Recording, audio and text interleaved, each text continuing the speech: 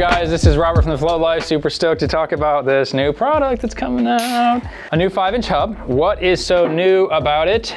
You might be asking. We got new bearings. These are called Tapered Roller Bearings, and they're going to put an end to bearing changes. Plus they're super smooth. So let's talk about these. This is a stock bearing. As you can see, it's got 13 balls in it, and that's what carries your weight. This tapered bearing has 25 rollers.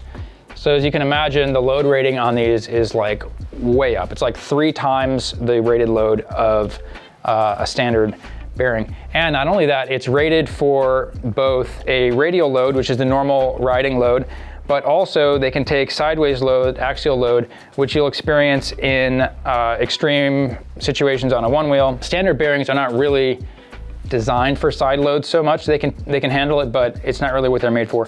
Could be part of the reason why a lot of people don't get more than 1,000 or 2,000 miles out of their bearings. So normally these bearings are just too big to fit in the constraints that we have to make it work with existing stators. We actually had to get custom bearings made for this that will fit. So this is all the stuff that's gonna come in the kit. So one thing you might notice about these right away is that they don't have a built-in seal to keep dust out, which is one of the main reasons that bearings can fail is you get dirt in there. So we actually made custom seals for these, custom compound and everything. So these hubs all come with these seals with a double lip, and that's to keep everything out from contaminating the bearings. Let's get started on the install.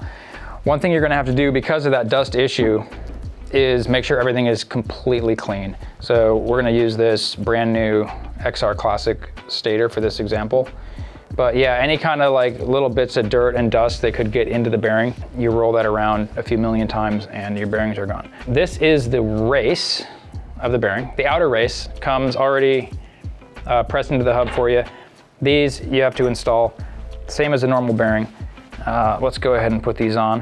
Now because we already have a seal on here, I would actually suggest for ease of installation to take the O-rings off of the stator. Let's take a look at our hardware. We got the little bit for these, and these come with a little spring that applies the required preload to this bearing. And that also makes sure that it'll fit even if your hub is like a teeny bit different size or whatever, it's always gonna work. So very important, this spring is gonna go on the motor cable side. It goes on, you know, from the top when you're dropping it in, this will go on this side. So there we go. So you'll figure this out pretty quick if you do it the wrong way. But we do want the taper to be up like this when you put it on. So this is correct. That it's not gonna work. I think it's probably best to put the grease on first. So this should come with more than enough grease to get the job done. It's about 1 inch of grease in total between the two sides, just to have a reference for about how much. And then what I like to do is just make sure each one of these rollers has some grease in it. We're just going in there and kind of pumping it in a little bit.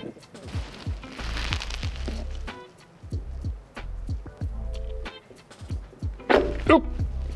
Oh. First time I did that, it was that's so terrifying. There we go. Kind of keep your hands out of the way when you drop that in there. That's the nice thing about the rails. You can hold it out here a little bit and make sure you don't get pinched. And the nice thing about these taper bearings is they kind of center themselves as they go in. Sometimes it's a little tricky dropping the stator in with regular bearings. That's not gonna be a thing. So why don't we go ahead and get this side finished. Kind of protect the motor cable a little bit here. All right, so now it's time to put the seal in. There's a little, you can see the little slot all the way around. Just pump some grease in there all the way around both of the little openings. Get both of those grooves filled in on both sides of the rollers. And then I would just add a little bit of an extra layer on there too, because this is the barrier. If any tiny bit of particles or dust gets in, you want it to get stuck in the grease before it gets to the rollers. The seal has a little, so this is also directional. You will only be able to get it in one way, but the side that has the little circle F is, the little logo is the side that goes out like that. So on the inside is a groove. That's how you know it's the inside. You can fill the groove with grease.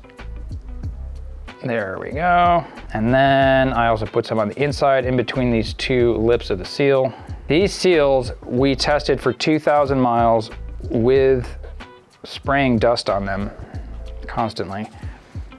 And after 2,000 miles, I was not able to measure any wear on the seals at all. So I'm pretty confident in these just lasting forever. Let's add a little bit of grease to the axle so that as you install the seal, it'll get wiped down, and make sure this seal has enough grease. So here we go. It should be a little bit loose as you put it on, don't worry. There we go, that's got a little bit of tension. Because what happens is, as you install it, you actually have to push it down in, and that pressure is what cinches it around the axle. That's it. You just go around like that, it'll pop in, should be flush with the surface like this, and now it's in there, you're done. So if you get a little bit of grease in here on the stator, this shouldn't do anything. This is just bearing grease. It's not corrosive or conductive or anything bad, so don't worry about that. One thing I noticed about these bearings right away is just how smooth they are, and it's not hard to see why. With 25 rolling elements versus 13, there's just a lot smoother contact. So these are gonna, they sound different, they sound a lot better. This is nice and clean. Get the cover clean. Let's use our installation bit here to kind of move this over. Let's start on one side. Do not tighten it down. Just get it sort of loose in there. Then we can go around to the other side. And we kind of want to do a star pattern where we just pick a few. There we go. Do not force these threads. All right, so we can see this is like a little bit crooked here. There we go. That's better. So you can get away with like just 3. I just do 3. So 1, tighten that one a little bit, tighten that one. At the end here, what you're doing is compressing that the spring that puts tension on these. So we want to make sure we do that uniformly. A little bit on that one. It should be really obvious when it bottoms out. Chink, there we go. And you really shouldn't have to crank these too much. Like with something like this, giving it a good little, it's good enough. And there we go. That should be the last time you ever have to do that. First time I changed my bearings, I used a hammer and a block of wood. It worked, but it was horrible. Probably don't have a bearing press if you're the average person. It would be so great if you just never have to think about that. You get your motor assembled, and that's it. Now, the other thing I like about these bearings is if you do want to service them, add more grease, something like that, they can, I mean, they're in 2 pieces already. They come apart so easily. You could clean them, and you know, if you were doing something else with your stator for some reason, you want to take your motor apart. Maybe you want to change hubs or something, different strength magnet hub or whatever. They're very easy to service and clean and re-grease and stuff like that. But once you do this once, I would expect you never have to even look at it again. There we go. So I don't know, was that harder than a normal hub change? A little bit of extra cleaning involved if you have a dirty board, which everyone should. It's gonna be a lot more work to get everything nice and clean. Who should buy these bearings? If you're a typical rider, you probably don't need them other than they feel smoother and they look great, especially with those seals.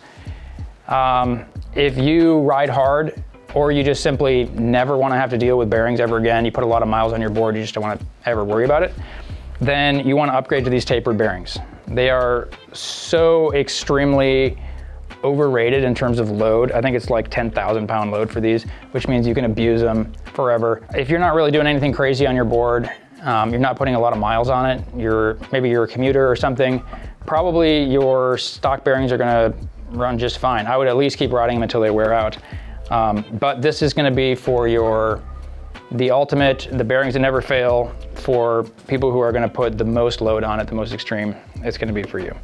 So there we go, pretty stoked about these, and they should be dropping soon. So that's it, float on my friends.